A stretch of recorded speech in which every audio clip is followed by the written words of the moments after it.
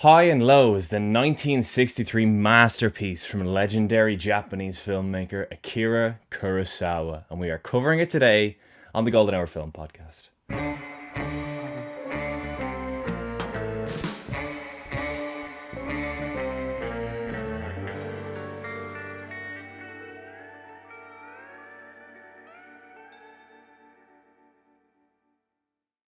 Hello everybody, welcome back to the Golden Hour Film Podcast. My name is Harry Bailey, and I definitely did not forget to upload last week's episode whilst I was in France.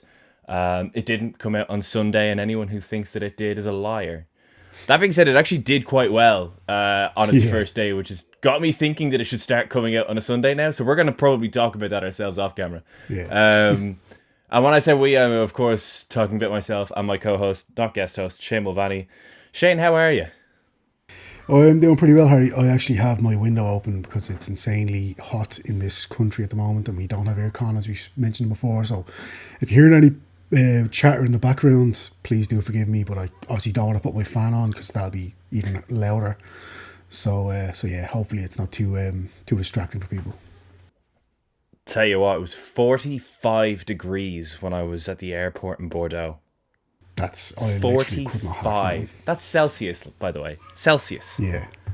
I'm a sicko. I enjoy that heat.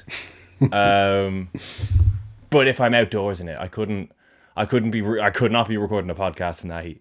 No. So High and Low. We've talked about this film a lot before on the podcast. We've obviously covered Akira Kurosawa before on the podcast when we did Seven Samurai, maybe the greatest action movie ever made. Akira Kurosawa is a director that I love. I've seen 9 of his films, and I will definitely see more soon. He is regarded by many to be maybe the greatest director of all time. He's certainly in the conversation. A lot of directors would consider him to be maybe the greatest director of all time. And this is also the film that I was so fortunate to see the remake of at Cannes. I've told the story already on the podcast, so I won't say it again. But yeah, the Denzel remake is not as good. No. Toshiro Mifune stars in this film. Absolute icon of cinema. He plays a guy.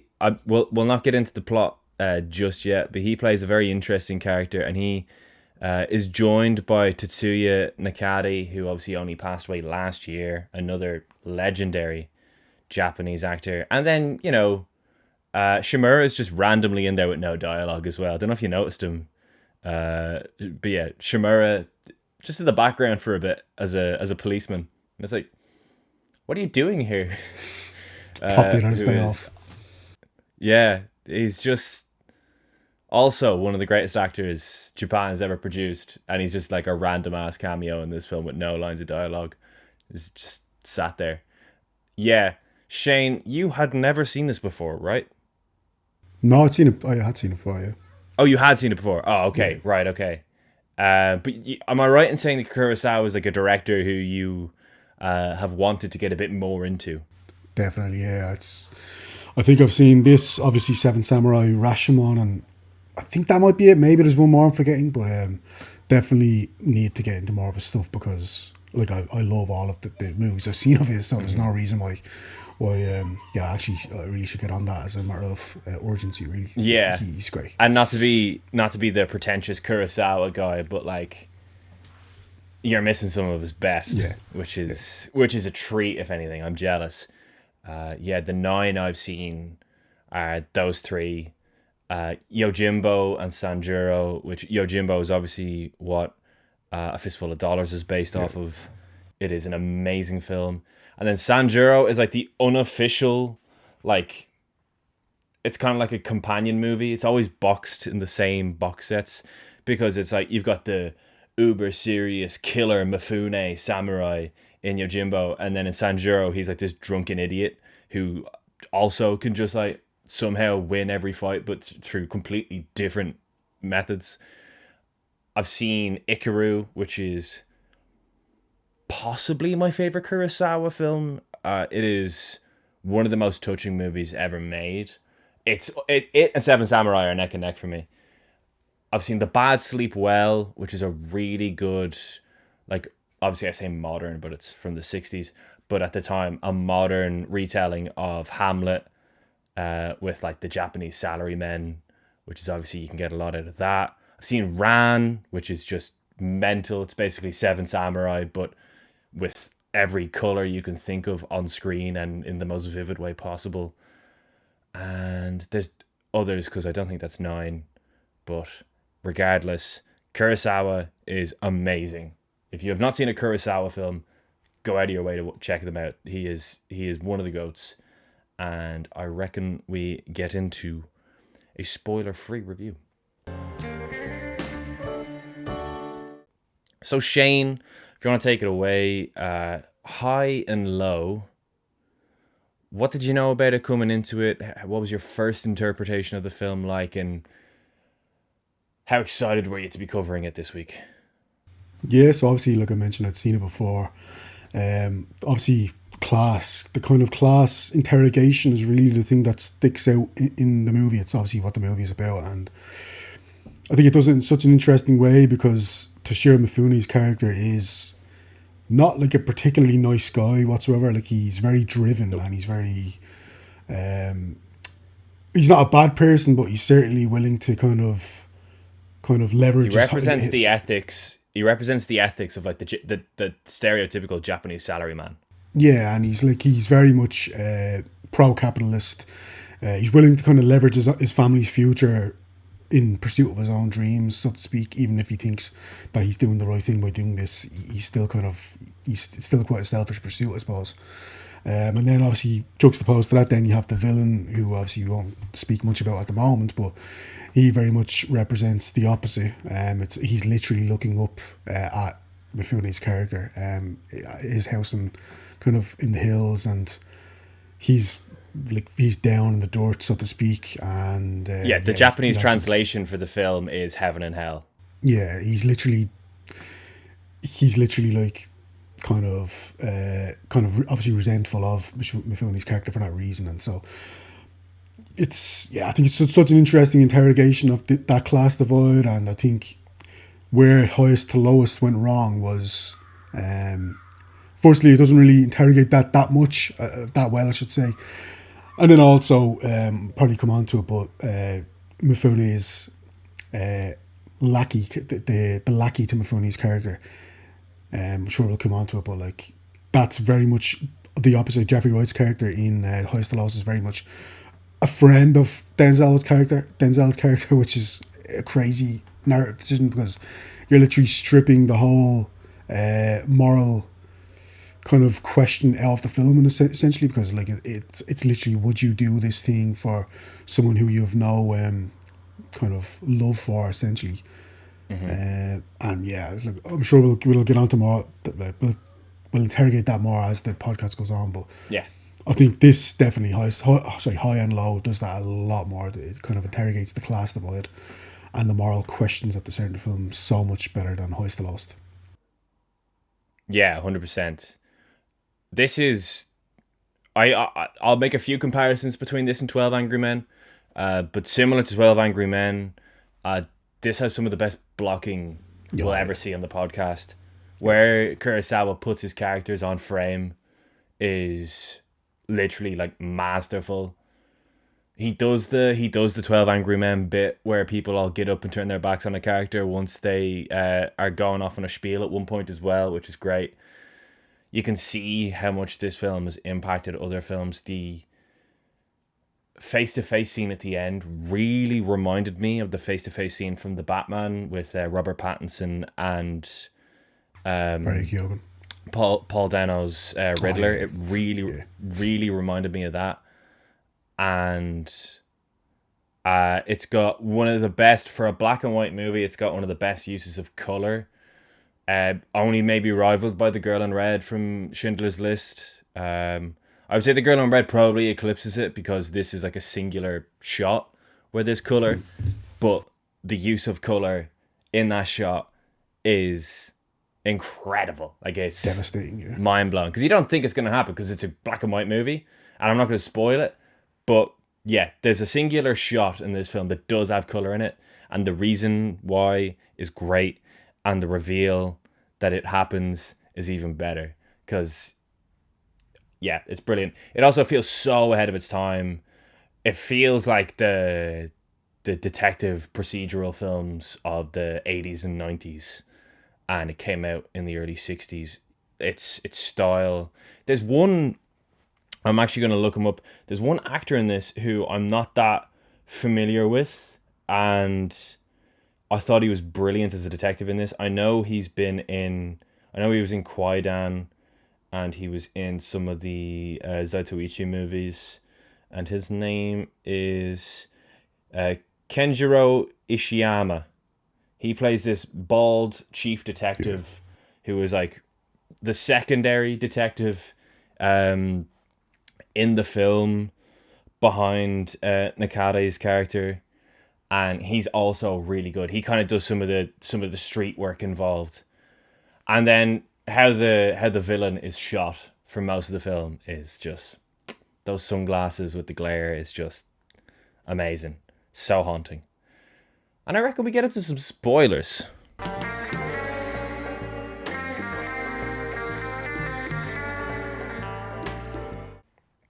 So, Shane, High and Low, Heaven and Hell, one of the biggest films in Japan in the 60s. What's it all about? Yeah, so follows Toshiro Mifune's character, King Gondo, who's a shoe sales executive. At the start of the film, he's kind of having a discussion with some people from his company. And, well, essentially, he wants to kind of buy out a lot of people's shares in the company and essentially take control of the company because he wants, obviously, to run it himself and he wants to kind of expand and basically earn more money for himself and stuff. National Shoes. He's passionate about shoe salesmen, about shoe sales, I should say, and he doesn't really like the direction the company's going in. So obviously, from that point of view, we can already tell it's pro-business, or at least he is pro-business, I should say. He's obviously pro-capitalist, and It's worth noting he does object to some of their methods because their methods are yeah, about cutting corners. that's true. They want to make women's shoes less durable so that they have to buy more shoes, Yeah, which is one of his big gripes. yeah. So he's So pro-consumer. instantly, it's like, yeah, he's pro consumer, but you can also almost see the money dollar signs in his eyes throughout the whole conversation as well. Like, you know that, like, although what he's saying on the surface is pro consumer, he's got other things in the back of his head that he literally has not told us about yet.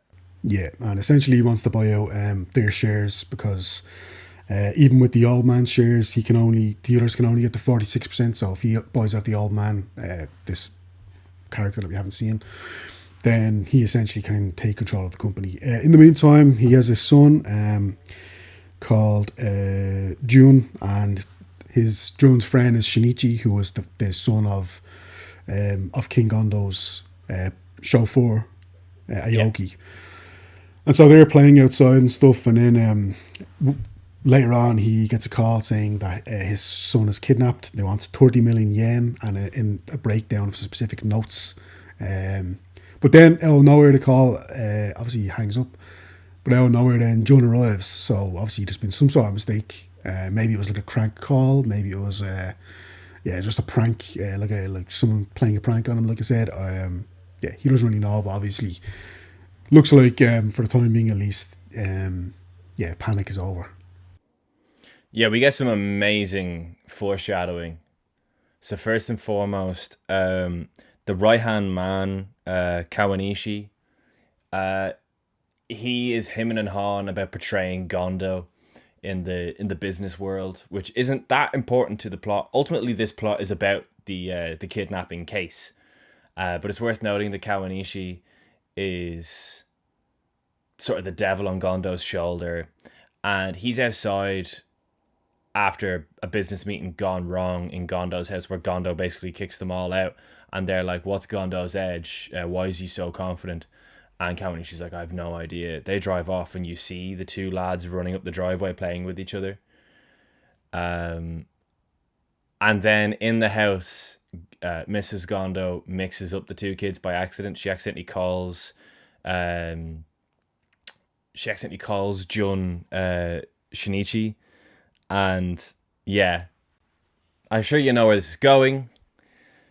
The kidnappers did not kidnap Jun, Gondo's son. They kidnapped Shinichi, the son of the chauffeur. And that's where this film, as you said, goes into the class divide, because in highest to lowest, Jeffrey Wright, yeah, he's his assistant and he's his chauffeur, but they're like childhood best friends. Yeah. So There's never a there's question no moral. that he's, yeah. There's no sort of. It's not really a class divide between them because they are best friends the whole way since birth. So when Denzel Washington's character then decides not to pay the ransom, you're like, oh, he's just a terrible human being because he has known this kid since birth and is refusing to pay the ransom for his best mate's child, who is, like, it makes Denzel Washington's character even less redeemable, but it also removes the actual class conversation in the first place, which is kind of what the whole film's about. Literally high and low. And also, like, when he does eventually, spoiler alert, when Denzel's character does eventually decide to pay, it's like, well, you kind of knew anyway, because, like I said, he had a thought about it, and his wife obviously got onto him, and his best mate got onto him. The brilliance of High and Low, this version, is it puts you in King Gondo's position where it's like, would you potentially destroy your family's future for essentially someone who like, obviously you know his father and you know the kid, but it's like they're not your flesh and blood. You don't particularly care about them one way or the other, so it's like, would you really do that? And it forces you as a viewer to almost ask that question of yourself. I think we all think we would, but obviously, like, we'd all like to think that we would, but obviously you have to really think about it. Whereas Highest to Lowest just completely cuts the knees, like, it kind of cuts the tension away from the whole, at least that part of the narrative, because, like, well, obviously he's going to eventually, it might take him a little bit of time to get there, but he's obviously going to do it. Whereas I know for me, man, I think I knew in this, the first time I watched this, kind of knew, because there's no movie if he doesn't eventually end up agreeing to it. But, like, you are kind of question yourself, like, maybe he won't, maybe this is what the movie is, which is, you know, that's like, he ends up getting publicly castigated for not doing this. And obviously then that is also part of the film as well, where, like, he gets a lot of praise for doing this thing eventually later on in the film. Even though he's essentially kind of potentially torpedoed his own family's future. But again, that's the whole kind of class discussion and the moral discussion as well. Like, would you do this, like I said, even though potentially that's your whole dream's up in smoke? Yeah, the one thing worth noting, of course, which is what Gondo's wife notes, is that it was his son that was supposed to be kidnapped. Yeah. So that's why there is still that sort of, it's still looming over his head, because it's not like Gondo says at one point in the film, there is so many men much richer than me who they could have targeted. I don't understand why they're targeting me, because it's not like he is like the wealthiest of the wealthy. He is basically scrounged together 3 years worth of money to buy out this old man, and the day that he goes to make the transaction, they demand the money. But because he's already basically agreed this conversation, what we find out is Kawanishi goes behind his back and rats him out to all the other businessmen. So now he has no leg to stand on. So he either buys out the old man and outranks them, or he doesn't buy out the old man, and they'll all band together and get him sacked. And he'll not only be down 30 million yen, but he'll also have no job, debt, no career. He'll basically be completely torpedoed. But, of course, it was supposed to be his son that was to be kidnapped. So regardless of if it's fair or not that it was meant to be his son that was supposed to be kidnapped, it was his son that was supposed to be kidnapped. So that looms over him. And this chauffeur begs and begs and begs, and we get phone calls and phone calls. We are met with Nakadai's character, who is Detective Takura. And Takura is kind of trying to reason with him as well. He's like, look, even if you get the money together and then we try and catch them at the drop or whatever. They're trying to come up with all these different variables and situations, but we end up with a situation where Gondo has to decide, is he going to pay the ransom, or is he basically going to let this kid die? And he goes on the aforementioned rant where he talks about how there's much richer men than him and that it's egregiously unfair that this has happened to him because he's not even the richest man in town. That's when all the detectives start standing up and turning their backs on him, and his wife is like, no, I know you'll pay. I know you are a good man. I know you'll pay. And he basically gives I'm pretty sure Denzel has a much more on the nose line in his version of this. But it's basically like, I've been a rich man, I've been a poor man, I do not want to be a poor man again. Yeah. Whereas supposedly his wife has only ever lived rich and doesn't understand what it's like to be poor. Which is why he's like, you're so easy to just throw away the money. You've no idea how hard it is. But eventually, after the next phone call, he does agree in front of everyone. Even though he doesn't say he's going to, he does eventually just agree that he's going to take out the money and they're going to do the drop. And the chauffeur is crying, the mom's crying, everyone's so happy that he's agreed. And he is absolutely bricking himself. And they agree to do the drop. And it's a sequence that they... the recreated version of this in Highest to Lowest is probably one of the two highlights of Highest to Lowest. Yeah. The drop sequence is fantastic. It's the train sequence. But Shane, before we get to the train sequence, the kidnapper has some specific demands about the money and the bags. So if you want to tell us about the bags, possibly. Yeah. Sorry.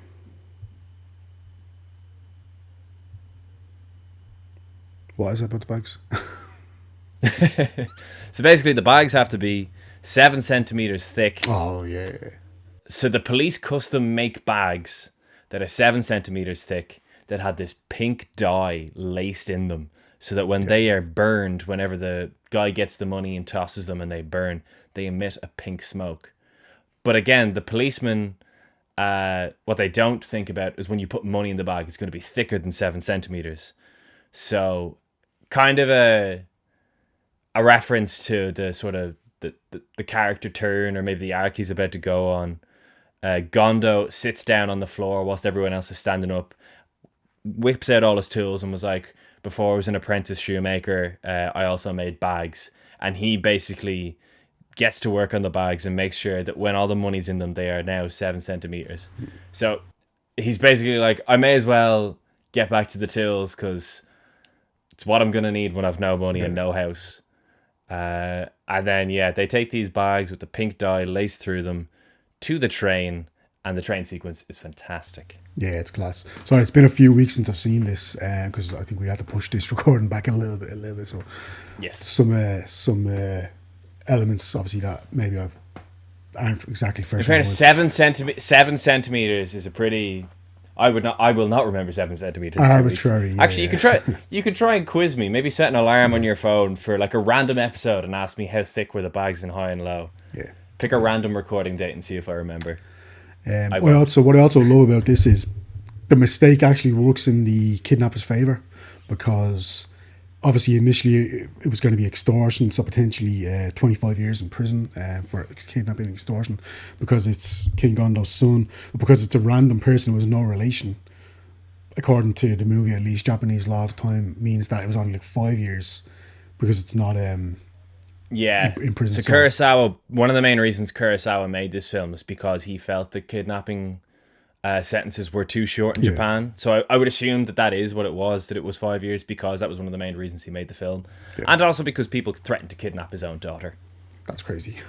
Well, yeah. Obviously, as you said, the train sequence is great because it seems like it's going to be a fairly straightforward drop, but then you get more information. Obviously, you've got cops on the train, but you get more information about, right, as the train is going, as the train is moving at full speed, he gets instructions to drop it out a window.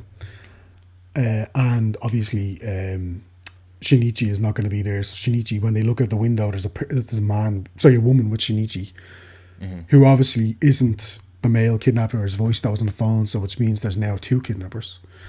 And so obviously Gondo has to go ahead and throw out the money because they were hoping that they would be able to get the money back, as well as essentially do the transaction, as in like there'll be enough people in there in time to intercept the package once the kidnapper got in. So you'd also obviously you get Shinichi back, but also King Gondo will get to keep the money. But obviously now that's no longer in play because obviously kind of resources will be stretched and stuff. So it's I think the score throughout this film, by the way, is absolutely brilliant, and it's especially it's really in this, obviously in this scene. And so you hear on the radio and in newspapers that King Gondo, this is obviously after the drop, which has happened at this point. He's gotten a lot of praise from the radio. He's getting a lot of praise in the media and the press for obviously this selfless act, but obviously he is now effectively broke, penniless or close to penniless, and so he's having this whole conversation with himself as to whether, if it was worth it, maybe is he having like regrets. It's like, it's okay, it's easy enough, he thinks, for everyone to say, right, yeah, fair play, but like they're not the ones who have to kind of put their family in this position. So I think you can see, I think Mifune's performance is so well calibrated because he's a kind of a mean, kind of tough guy, but also like you can tell that he does kind of have regrets, and he is kind of angry with everyone for making him do this thing that he didn't want to do in the first place. Shimura is one of the best actors of all time. Yeah, he is. Yeah, 100%. So yeah, there we are. This is obviously after the drop, and then I think at this point, then obviously they have gotten Shinichi back, and Aoki, his father, is obviously massively grateful to Gondo, but I think he also feels responsibility to Gondo at this point to make sure that he gets something out of the deal, try and get his money back so that he's not left destitute and stuff. And so I think then you see Aoki from this point on obviously take a more front-footed approach to actually trying to help Gondo and return the favour to him. Yeah, we get one of the best shots of the whole film, because basically the next act is the entire police procedural where they're trying to find out who the kidnappers are. And before we go to the police procedural, we are like following two of the policemen as they walk along the river. And then we see the river, and it's a reflection of Gondo's house high up on the hill, and it's like a river of sewage. And then the camera just picks back up again and follows this man.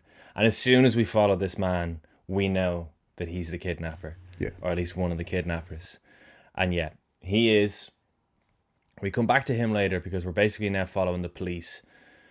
We've got, as you said, the chauffeur and his son are trying to retrace the son's steps, because the son managed to sneak a look out the window at certain points when he was kidnapped.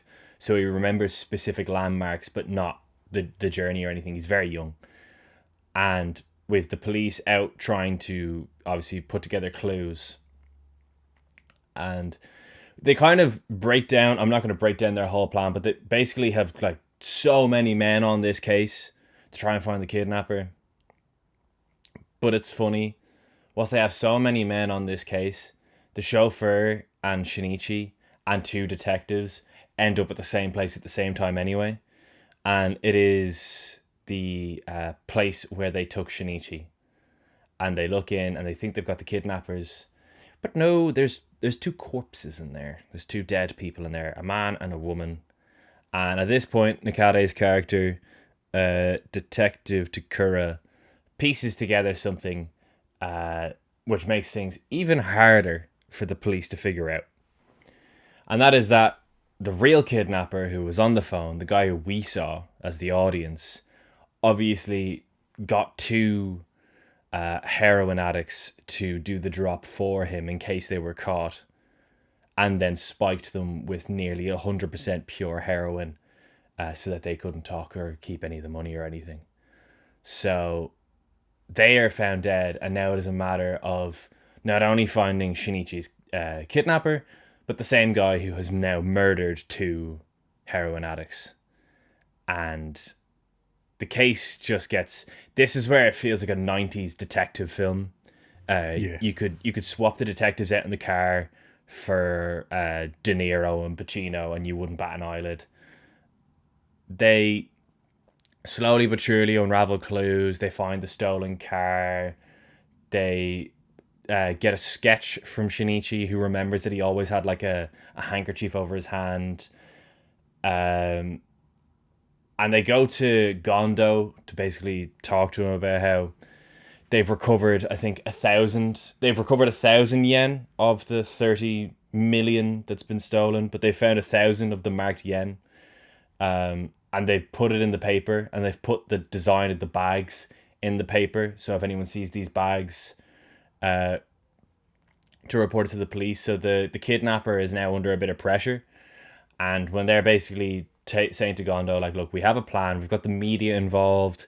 We've got everyone involved. We haven't reported the two people's deaths because we're using them to blackmail the kidnapper into one final meetup so that they can catch him.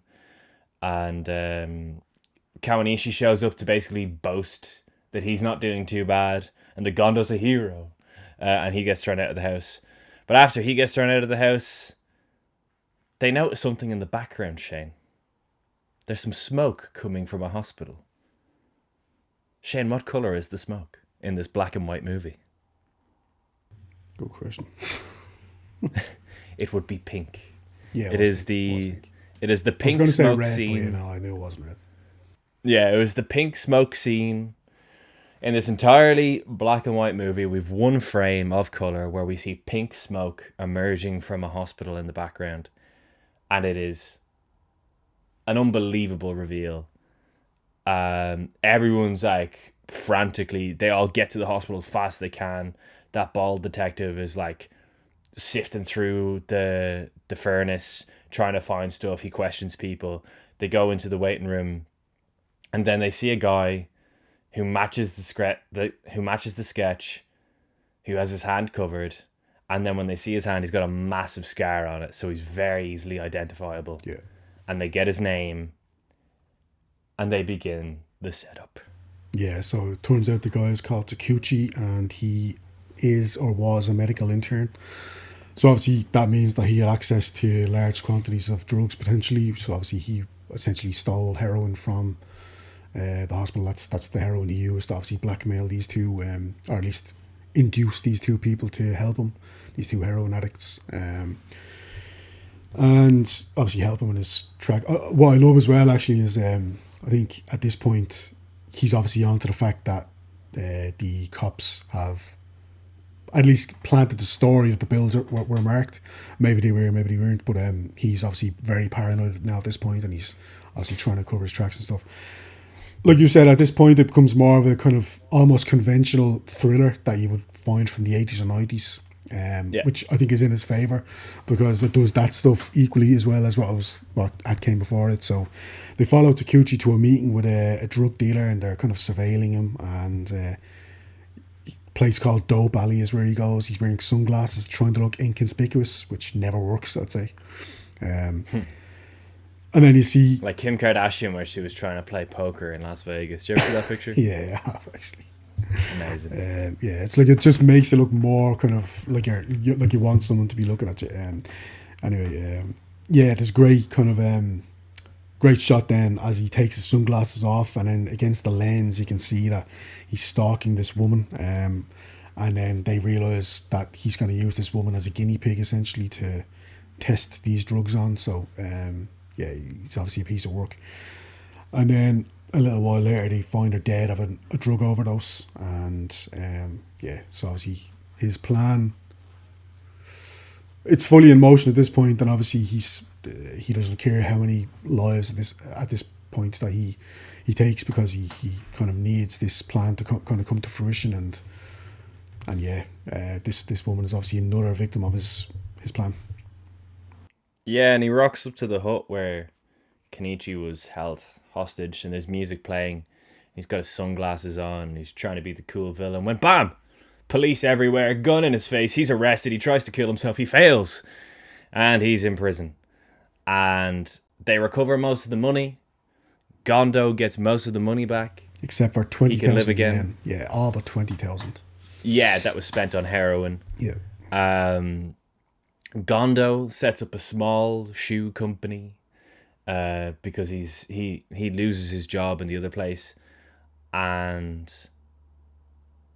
we get a face-to-face meeting to end this film, which is the other thing that Highest to Lowest does well, because I don't think anyone could have foreseen that A$AP Rocky would actually be quite good, because he was quite good. He was very good. Yeah, we get the face-to-face scene where basically Gondo sits down with the kidnapper to ask him, why me? Why specifically me? Because the kidnapper has been sentenced to death, and Gondo obviously wants to know this before the guy is taken away and killed. And we get that amazing scene, which, yeah, so similar to the Batman Riddler scene. Yeah. So Takeuchi's obviously giving his kind of nice backstory. He says that he always grew up poor and he hated the people living up in the hills, which obviously includes Gondo. And it motivated him to teach basically everyone a lesson. And you can tell that he's putting on a performance. He's trying to act like macho, and that he doesn't care about this, and that he's fine with defeat. But then he does kind of just, obviously, if something clicks and he can't kind of keep up the facade any longer, and he starts shaking uncontrollably, and he's clearly he's petrified, obviously, because he's I think he's going to be essentially put to death, if I'm not mistaken. I think he's going to be he's sentenced to death. Yeah, he's sentenced to death. And so obviously the shutter's closed, an amazing shot, and you can tell that he's just obviously his plan is blown up in his face, and he's not willing to kind of accept the consequences of his depraved actions. And yeah, that's the ending of High and Low. He's taken away, screaming and crying. And yeah, it's a rather good film in my opinion. But Shane, in your opinion, is High and Low any use? I'd say it just about is. Yeah, no, it's absolute class. Yeah, I gave this 4.5 stars. Definitely liked it even more on a rewatch, which I loved on the first watch. So, but it's definitely a movie that, like, I think you can watch over and over again, and you're not going to get bored of it. It's really well observed. Like I said, it's class. It's class critiques and it's class interrogations. Because Gondo is not a particularly.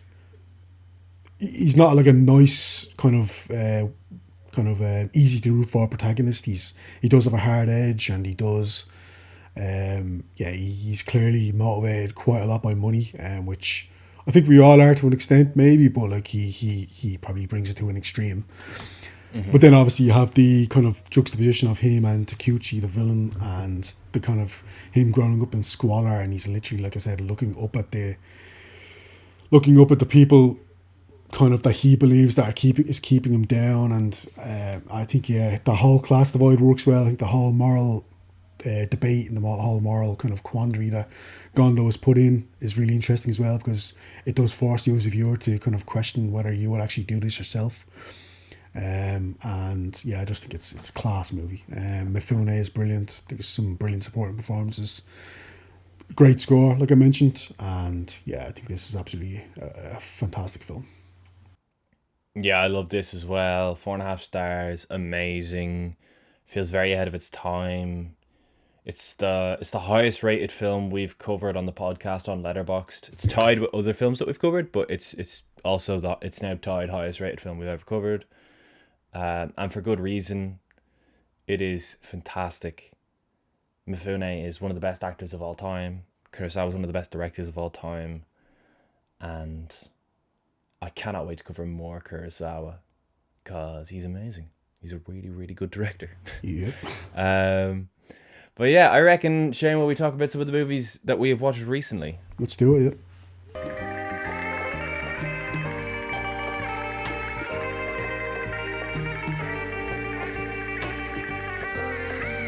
So, I watched a pretty random mix of films. First and foremost, I watched Jackass number 2, which, like, the ending of that, the big dance sequence, is like unironically one of the best dance sequences I've ever seen in cinema. It's the choreography is amazing, and like the stunts are amazing. Obviously, you've got Johnny Knoxville and the Bulls. You got so much in that film. I then watched Upgrade, which is a action sci-fi horror from 2018 that I really really liked. It's very much a bit of me. You've got Logan Marshall Green, who is the guy that looks like Tom Hardy, but he's very good in this. Just loved it. Body horror, very good. Some good gore. I then watched Spree, which is the 2020 serial killer film starring Joe Keery, who's basically like an Uber driver who wants to be famous on the internet. He wants to go viral, so he live streams all of his Uber rides, trying to get interesting conversations. But he never gets past like 10 viewers. And one kid who he used to babysit has like millions of followers, and kind of bullies him, even though he's like a child. So one day he kind of snaps and starts just killing everyone in his Uber. And people initially think it's fake. People initially think he's like gets bad effects or whatever. But yeah, it's definitely a film made by people who understand the internet, which most films about the internet aren't. And Joe Keery is really, really good. He is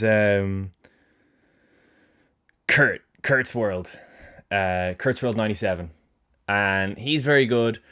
But as a horror fan, it's not great. It's not great. Kurt's World is a very memorable character. But like the effects, like the kills are so forgettable. David Arquette is in here, which is a bit of fun. The characters other than Kurt are very forgettable, especially the ones who you're supposed to be rooting for. Like, you just don't root for them. So it's a real mixed bag. But that being said, I think that there is a good movie about Kurt's World that can be made if Joe Keery plays him again. I then watched a film that I've always wanted to watch called A Bittersweet Life, starring Lee Byung-hun, one of the best actors South Korea has, and is directed by Kim Ji-woon, one of the best directors South Korea has, and it's fucking amazing. It's basically a mob enforcer it kind of starts off like Vertigo. A mob enforcer is tasked with looking after the mistress of the mob boss, who's a lot younger than him, and is basically given the simple instructions that if she is actually cheating on him, that he is to execute her and the fella who he's cheating on her with. And it's a typical it's a typical Kim Ji-woon film in that it goes everywhere, because that is like the premise for the first act, and by the end you have a very different film. Amazing. One of my favorite Kim Ji-woon films I've ever seen, and he's one of my favorite directors working today. He's got a new film coming out next year that I'm really excited for. I then watched Jackass 4.5, which is probably the best of the 0.5 Jackass movies. Yeah, Hi, I'm Poopies, and this is PP is maybe my favorite intro to a Jackass bit. It's quite funny. That being said, it is a 0.5, so they don't go fully balls to the wall. But the elephant one is insane. That's just mental. I then watched Jackass 3D, which is like level with Jackass 2 for me. Is the best Jackass movie. Obviously the high five bit is like literally one of the best slapstick gags they did.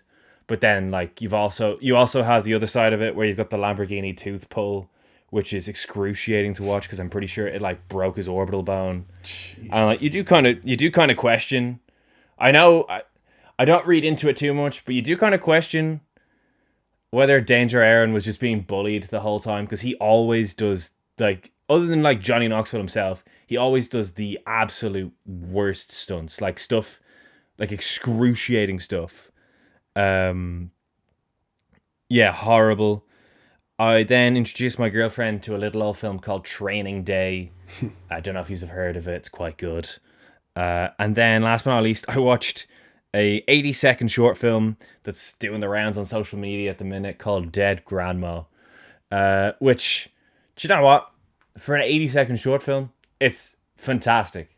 It's one shot with no on-screen dialogue for 80 seconds, and it tells an absolute story. It tells a serious story in that 80-second one shot with, like, if someone, if it sounds like something that people would submit as like a college assignment, but I think if you submitted this 80-second one shot, no dialogue short film, or no on-screen dialogue short film, the person marking it they'd probably like explode in the chair because they wouldn't expect this. Like, this is very, very, very clever. But yeah, it's literally 80 seconds. It's practically a TikTok. Nah, obviously I don't mean that. But yeah, that's what I watched recently. Still haven't seen the new Jackass, but I'm sure I will. What about you? Yeah, so are you a Jackass guy?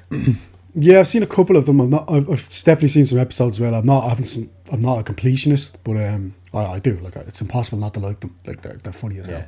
You know, yeah. Who doesn't like Jackass? Heaven Can Wait is the first one I'd like to talk about. Ernst Lubitsch, comedy. So obviously it's quite playful, quite lightly funny. I think the first act is kind of similar to Albert Brooks' Defending Your Life. It's this guy who dies. He dies at the start of the movie. It's not a spoiler. So he goes to heaven. So he goes kind of.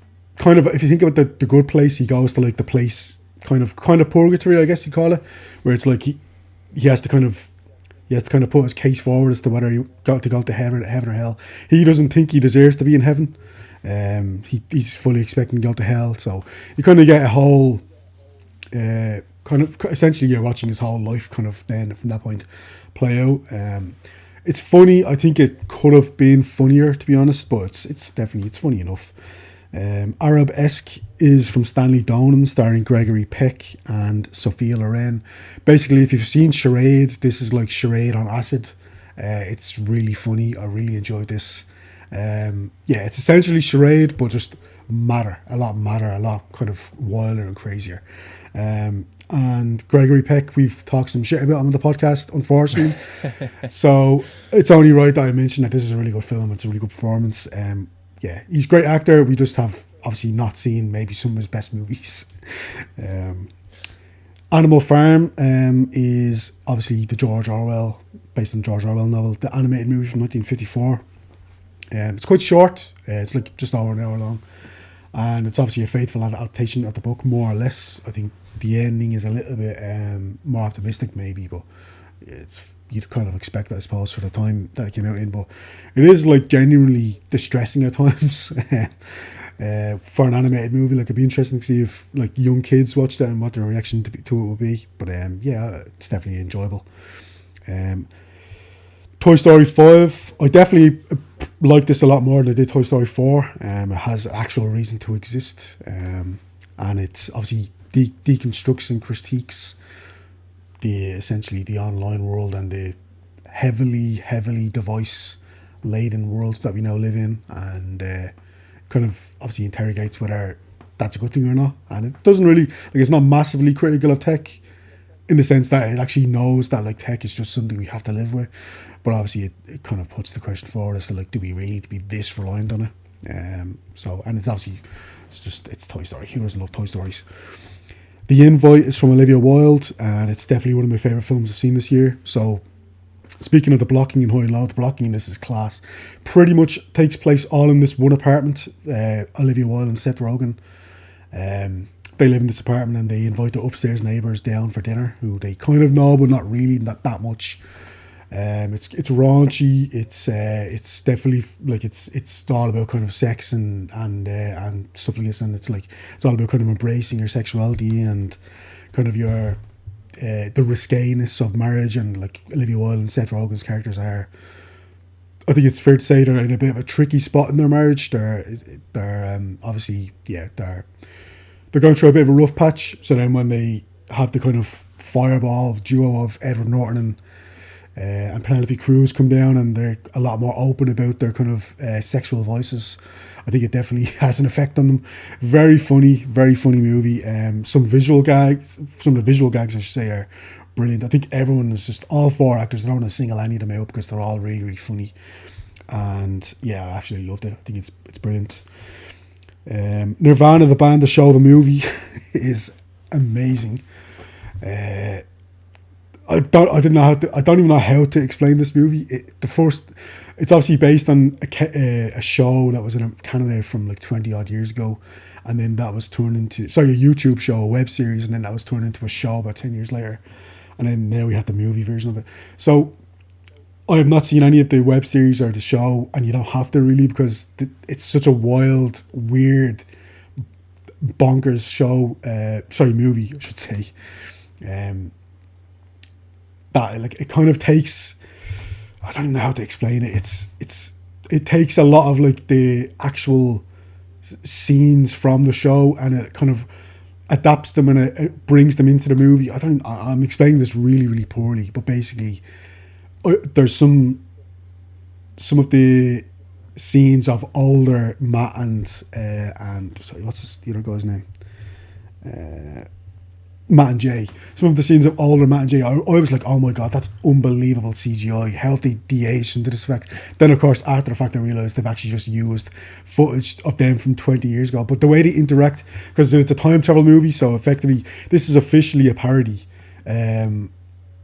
It's not a parody of Back to the Future, but officially it is, because they've used so much lore of Back to the Future that they've actually managed to get it classified as a Back to the Future parody, so as not to be sued. It's crazy what they've managed to do. But some of the guerrilla filmmaking, like it really is amazing, kind of an amazing way of showing that you can really make anything you want, because they made a lot of this with like a skeleton crew in Toronto with like 4 to 6 people.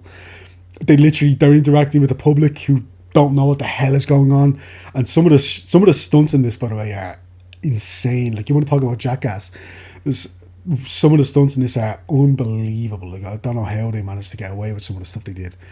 It's one of my favorite films of, like, I think it was out in America and Canada and stuff last year. It's obviously out in Ireland this year, so as far as Irish releases of 2026, it's gonna be top 5 easily towards the end of the year. I'd be shocked if it isn't. I absolutely loved it, and it's an insane movie. I don't know how it exists.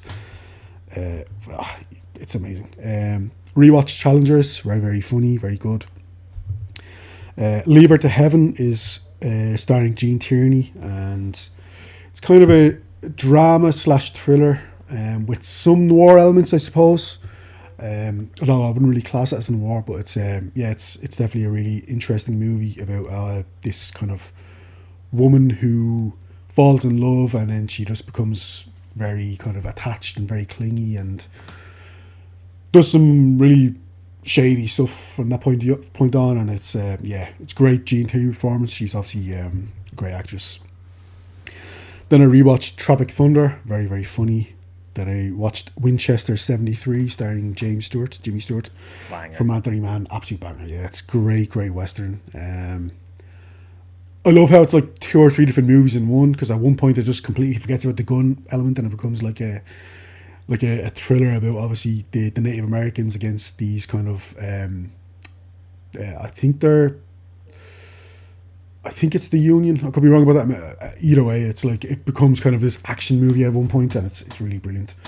But yeah, obviously the Winchester gun at the centre of the movie is obviously like, I love how it's kind of essentially it's the Elder Wand from Harry Potter. It's just like it passes from person to person, and it's like, but yeah, I kind of knew the twist. at the end. I don't think it does a particularly great job of disguising that, but maybe it's not trying to either. But it's a banger movie, like I said. Then I watched a movie called The Lady Eve, starring Barbara Stanwyck and Henry Fonda. It's a screwball comedy from Preston Sturges, and it's a screwball comedy starring Henry Fonda and Barbara Stanwyck, so obviously it's going to be great. Really, really good movie. Then I watched Spartacus from Stanley Kubrick. Absolute banger movie. I know a lot of people have kind of, the early signs have said this is kind of, The Odyssey is Nolan's Spartacus, because obviously we all know he idolizes Kubrick. And let's just put it this way, if The Odyssey is anywhere near as good as Spartacus, I will absolutely love it, because I dug this. It was over 3 hours long, and I didn't really feel any of it. It's brilliant, brilliantly paced. The cast is amazing. Like, obviously, yeah, As much as I don't like Kirk Douglas as a person, he's great in this movie. Laurence Olivier, Gene Simmons, Charles Lawton, Pierre Ustinov, Tony Curtis, John Ireland. Like it's an insanely stacked cast, and they're all great. I think actually Peter Ustinov won the Best Supporting Actor Oscar for this, so fair play to him. Then I rewatched Zodiac, which is probably David Fincher's best movie in my opinion. Certainly the one I have rewatched the most. I think it's amazing, and it's kind of a obviously the true crime boom that's kind of come into effect in the last 10 or 15 years. I think probably has a lot to do with this movie, because the Zodiac Killer is obviously kind of one of the earlier signs of people's obsession with true crime, and I think it even deals with Dirty Harry. There's actually a scene in the movie of everyone going to see Dirty Harry like a year or two after the Zodiac Killer kind of started to obviously gain prominence, and I think you could definitely tell Fincher thinks that there's a connection there between, obviously maybe that's the people's kind of, that's people really starting to get invested in true crime. What's his name in Dirty Harry, the villain? Oh, Serpico, I think. Scorpio, that's Scorpio. it. Serpico. Scorpio. That's yeah. Scorpio, that's it, yeah. So I think you could definitely tell Fincher thinks there's a connection, and I think he's right. And then finally I rewatched Tenet, which is definitely, as much as I enjoyed it on the first couple of viewings, it's probably the one that the Christopher Nolan movie that most, I don't really know where to place it on my Nolan rankings. It's Have you seen Tenet? I actually haven't. It's like one of the two. It's like, I think that and Insomnia, I think, are the two Nolan films I've not seen. Right. It's definitely one that I'd say, I think most Nolan films kind of like to be like a rewatch is definitely in order. Although some of them, like, I think Oppenheimer is just a great movie. Like it's incredible. I think Nolan movies, you're going to get more out of Nolan movies for every rewatch you do, and this is like the third or fourth time I've seen Tenet, maybe third. It's definitely clicked into place for me more on this watch than it has previously. I still think the plot is a little bit too labyrinthine, but like you can't really like when something's this ambitious in terms of its narrative structure, I can't help but applaud, because he doesn't dumb down anything. He expects it to keep up. I think at one point he even says, right, just keep up. There's one of the characters says something to the effect of keep up, and that's like almost Nolan telling the audience just keep up, because it's like he doesn't dumb anything down. He treats his audience with respect, and he kind of knows as well that people are gonna rewatch his movies because there's so much going on. So it's like, if you don't get it on a first viewing, you're gonna watch it again, so you probably might get it on a second viewing. And I think there's the temporal pincer movement towards the end. The whole action set piece there is just insane. Like, I don't know how he thinks of this shit. It's just amazing. In terms of the scale of the idea, I definitely think it's like middle of the pack Nolan, but middle of the pack Nolan is like better than most other films you're gonna see. Yeah, literally. So I just applaud the scale and the ambition of it, and I think I'm just hyped for the Odyssey, because it's out, as we're recording, it's out in about 3 days, so I can't wait to see it. Yeah, me too. So that was the episode of the Golden Hour Film Podcast, where we covered Akira Kurosawa's High and Low. Next week is a film that we studied in college. It is a film by the name of The Battle of Algiers. And if you haven't seen it, absolutely go and watch it. It's Bob Ferguson's favourite movie. Yeah. And similar to Zed, which we covered a couple of weeks ago, it's almost documentary-like in its realism. It's a very, very realistic film. Like, to call it an action movie would be a disservice, but the action in the film is so realistic. Obviously nothing against action movies, but this is clearly trying to be more of a political thriller than an action movie. I don't think an action movie is what they're going for, or went for, I should say. But it is amazing, and you should all watch it before next week. But in the meantime, I've been Harry Bailey. I'm Shane Mavani. And we'll see you all again very soon. And make sure you check out our most recent video where we reacted to The Ballad of Cue Card Man, my not so very good superhero short film from college. Yeah. Goodbye.